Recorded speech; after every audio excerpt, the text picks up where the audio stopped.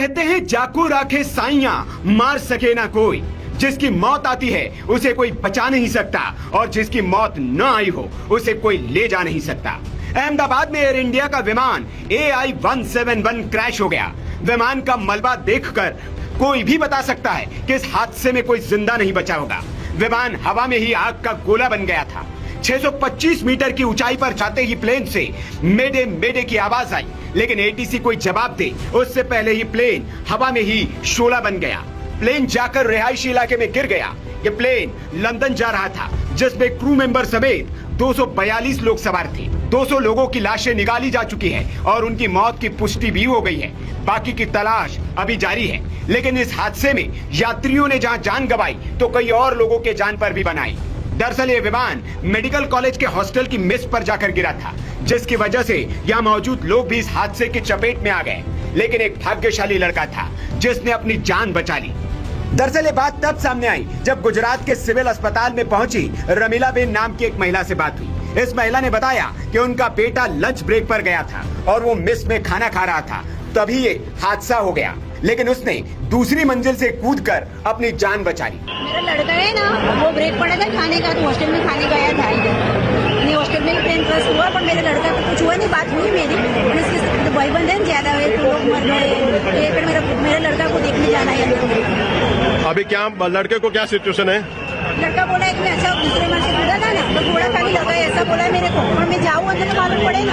दरअसल अहमदाबाद के doctors hostel पर विमान क्रैश हो गया था। जिस डॉक्टर हॉस्टल पर विमान गिरा वहां पर भी बहुत नुकसान होने की आशंका है, लेकिन अभी तक इसकी कंफर्म जानकारी सामने नहीं आई है। हालांकि जो लोग अस्पताल पहुंच रहे हैं उनसे ये जानकारी मिल रही है कि उनके परिजन इस हादसे के शिकार हुए हैं। मेडिकल कॉलेज के जिस बिल्डिंग पर प्लेन गिरा है वो बुरी तरह से जल गई है। मेघानी नगर का इलाका सरदार वल्लभ भाई पटेल एयरपोर्ट से नजदीक पड़ता है।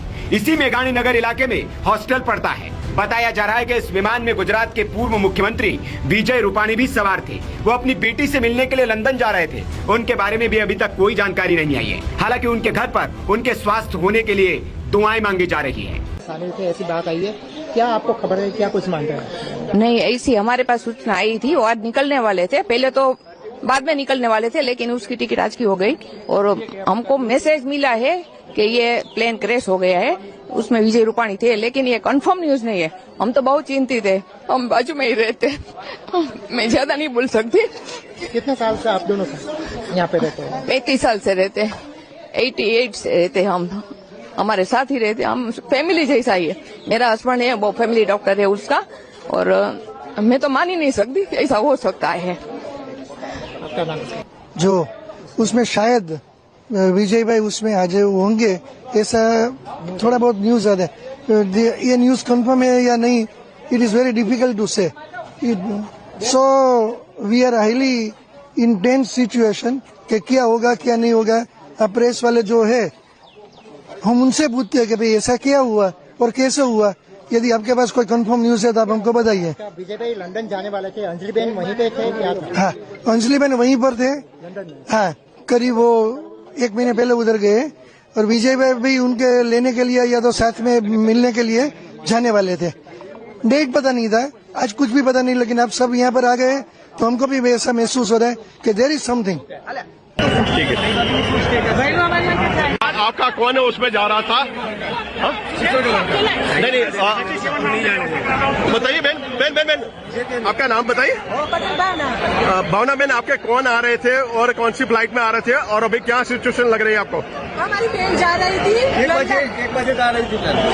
1:10 की फ्लाइट थी और जा रही थी तो लंदन। लंदन जाने से पहले ही क्रैश हो गया प्लेन। क्या आप छानबीन कर रहे हो, किस तरह से इंक्वायरी कर रहे हो? एक मिनट। हाँ भैया, आपका नाम? पूनम भाई, कौन आ रहे थे, कौन जा रहे थे और अभी क्या सिचुएशन है उनकी? मेरी सारी था, वो ऑफिसर थी, लंदन जा रही थी। हाँ, फिर? एक घंटे में समझ रहा है प्लेन क्रैश हो गया है, इसलिए मैं वापस अहमदाबाद के बाहर निकल गया था, फिर वापस आए सील में आ गया। क्या अभी लग रहा है, क्या प्रशासन की तरफ से क्या हेल्प? अभी देखने भी नहीं मिला, वो अंदर एंट्री नहीं मिली सील में, अभी कुछ भी समाचार नहीं मिला।